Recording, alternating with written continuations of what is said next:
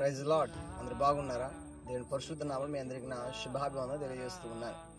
అయితే బైబిల్ లేఖనంలో దేవునికి పేరు పెట్టిన ఒక స్త్రీ మనం చూస్తూ ఉంటాం. ఆ స్త్రీ పేరు హాగరు. ఏం పేరు పెడుతుందంటే, నన్ను చూసిన వాడిని నేను ఎక్కడ చూచినట్టుంది. తనకి ముందు శ్రమ వచ్చినప్పుడు, ఇబ్బందులు వచ్చినప్పుడు దేవుడు తనతో మాట్లాడినప్పుడు దేవునికి ఆ పేరు పెట్టడం జరుగుతుంది. నన్ను చూచిన వాడిని నేను ఎక్కడ చూచితిని అని. అయితే రెండోసారి మళ్ళీ ఆమెకు శ్రమ వచ్చినప్పుడు, ఇబ్బందులు వచ్చినప్పుడు మళ్ళీ ఏడడం అనేది ప్రారంభిస్తుంది. దేవుని యొక్క దేవదూత ఆమె దగ్గరకు వచ్చి, హాగరు నీకేమి వచ్చినది అని సెలవిస్తుంటుంది.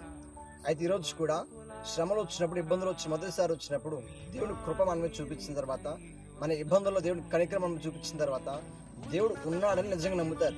తర్వాత మరొకసారి వచ్చిన తర్వాత దేవుడు ఉన్నాడన్న విషయం మర్చిపోయి మళ్ళీ కూర్చుని ఏడుస్తూ ఉంటారు. అటువంటి ప్రక్రియను నువ్వు ఉన్నావా? చాలా జాగ్రత్త బిడ్డ.